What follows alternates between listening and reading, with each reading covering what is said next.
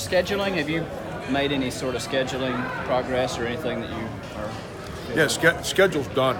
It's there's a conflict with one of the bye games. Not a conflict. We agreed on a date. They're asking us to move it to a different date. The date they want doesn't work for us. So we're just waiting for them to say, okay, let's go, for us to release a schedule. But it's done. It's been actually done for probably 3 weeks or so, 3 weeks to a month. We're not moving off the date we got. So the alternative would be to cancel that game. Yeah. It's there's a signed contract. So do we agree to push it off for a year and schedule someone else? I mean, we've got a couple backup teams already that would agree to play on that date. So scheduling is it's a nightmare. I just spoke with a coach today that still needs 8 more games to complete the schedule. It's scheduling in our business has become it's sad. Is there a way to fix it? Get people to stop trying to not play on the road. It's everybody wants to play at home. I get it. I want to play at home, but it's part of the deal. You gotta travel, and I think we've proven that we'll get up and we'll leave the building that we love to play in to go play in other people's places, and it's be a lot easier if that's the case. Not sure if you can talk about it based on kind of what is out there. It seems like potentially play Michigan twice. Is that? Yeah. Is there something kind of weird about that? I mean, you played. Yeah. That's we were going to play Michigan this past season at Michigan, and Beeline and I, both agreed. He asked for it, push it back a year. Little bit when we had made that agreement, neither one of us paid attention to the fact that we had both committed to the same exempt tournament. So, we're on opposite sides of the bracket. There's a chance we'll play each other either in the consolation or the championship game of that event. So, that won't be a bad thing. I mean, it won't help my sleeping habits at that time of the year, but it's at the end of the day, we play mirror games in conference play. So, we're going to have some young guys on our team, so it's going to be a good experience because whenever you play a team twice, there's always some changes that go on game to game, and it'll be good for our guys to have to adjust and learn how to do that, which will prepare us for conference play. Does the Supreme Court's decision on gambling mean anything to you? Do you feel like it's something college sports will now have to at least address in some way? No, I mean, I'm not a gambler, never been one. I'll buy anyone a meal, but I'm not giving a bookie my money. It's just, it is what it is. It's, I don't see how it impacts. I don't know. I shouldn't comment on something.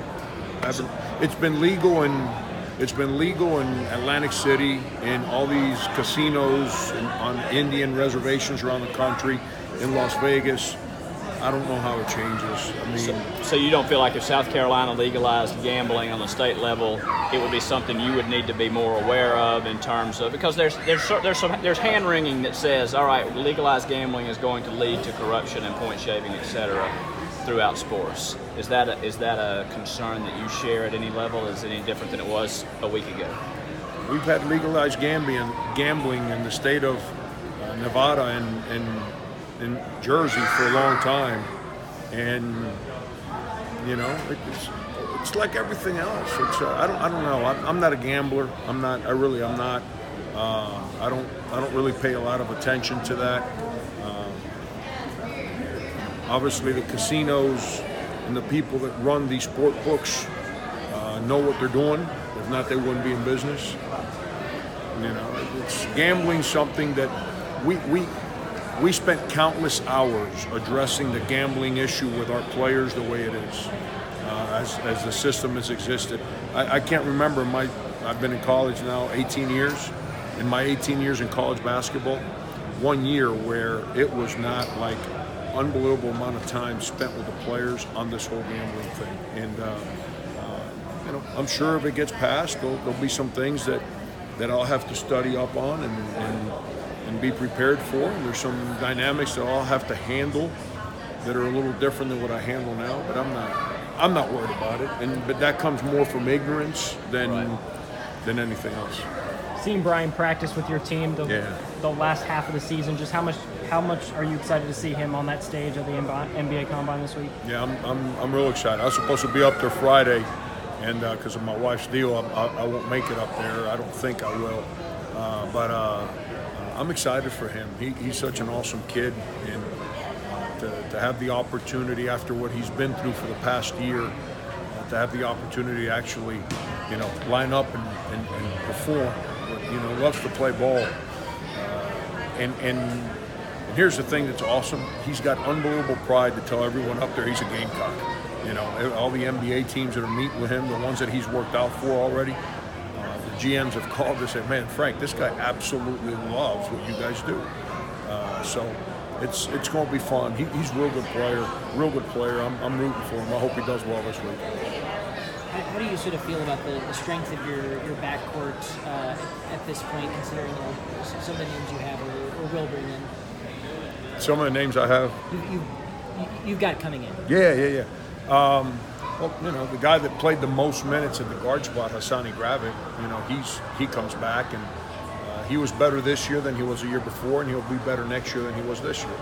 And, it's obviously we've got two guards, and TJ and Jermaine that we've done a lot of homework on and took our time in recruiting them. I said this the other day, Jermaine reminds me a little of Sindarius, his demeanor, his body type, kind of the way he plays.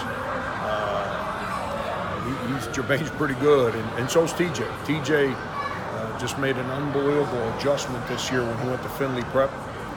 And he played with the four guys who started with him, all signed high major scholarships.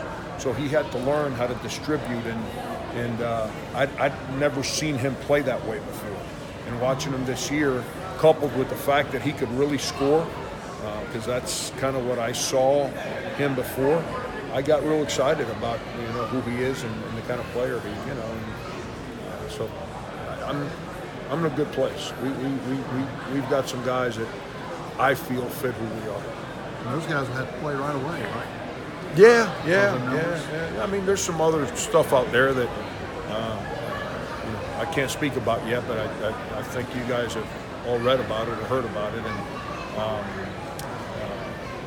all those guys are going to play. It's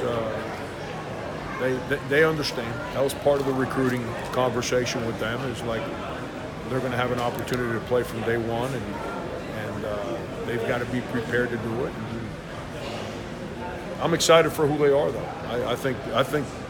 I really feel like they will fit in just right with how we want to do things. On Sin, real quick, what did you think of his rookie season? How much did you get to watch him on TV, even though he was on the West Coast? I tried to watch. I'm so consumed with my own team during the season that I don't watch as much as I probably should, just to get my mind off of nonsense. But when the season ends, I go find NBA games as much as I can. Watched, month of April, latter part of March, early April. I watched as much as I could, and he actually played real good basketball. That season. Yeah, but we stayed in touch, and I speak with that organization. They love him. He's handled himself like a pro. I mean, it's from a level of maturity and professionalism, I couldn't be prouder. He's been around for a month now. And he's living in Columbia, so he comes around almost every day, and he's great. I'm so happy for him. He's in great spirits. I just knock on wood that he stays healthy and that they keep believing in him so he can have a long career. How beneficial is it for Chris to go through this process, no matter kind of what his final decision is, to go through, work out with teams, all that kind of stuff? I think it's awesome. I think it's great for him. He's worked his tail off to get better as a player. That's his dream. He's getting real information, not my opinion. See, my opinion for the NBA is irrelevant. I don't work for the NBA. And whatever I think, they don't care. So it's it's good that he gets to sit in front of NBA people and have conversations and get their opinions of him as a player. So he knows what real is, and that's the greatness of this opportunity of these kids allowed to go through this process. I think with the commission's opinion that I think we're going to adopt. I'm not the spokesperson, but which is allow these guys to go all the way to the draft and then choose to come back after the draft like baseball. I think that's going to be, even better. That's going to give these kids even more information so they can make the right decisions, so they know what's real. It's not an unknown, it's not a hope, it's not a dream. It's about making real decisions. So all this has been real good for Chris. Is it hard for a coach to be proud and supportive of guys like that, but in the back of your mind kind of hope they come back? Is that tough emotionally for you to, I know you love your guys, but you got to think about how good you would be if the team comes back. Yeah, no, I don't worry about that kind of stuff.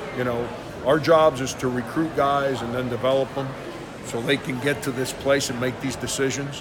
When you got guys that are worthy of going through this, it means you're recruiting the right kind of guys and that they're doing their job and you as coaches are doing your job. This is their time. It's selfish for me to want these kids to stay in college because they make us better. They make us better because of who they are. They can make us better because of their talent. But this is their time. Brian hasn't been able to wear a uniform yet. We're optimistic that he's going to be given that opportunity. But I know what he contributed to that team last year. No surprise that ever since he showed up on campus, our team started to get better and better and better. I think we all know what Chris has done over his 3 years. It's selfish for me to want to try to deprive them of this personal opportunity that they've earned, to want to keep them around for selfish reasons so our team is good. They've helped our team become good. It's my job as a coach to manage the dynamic, whether they stay or go, and continue to help our team get better. Thank you, Frank.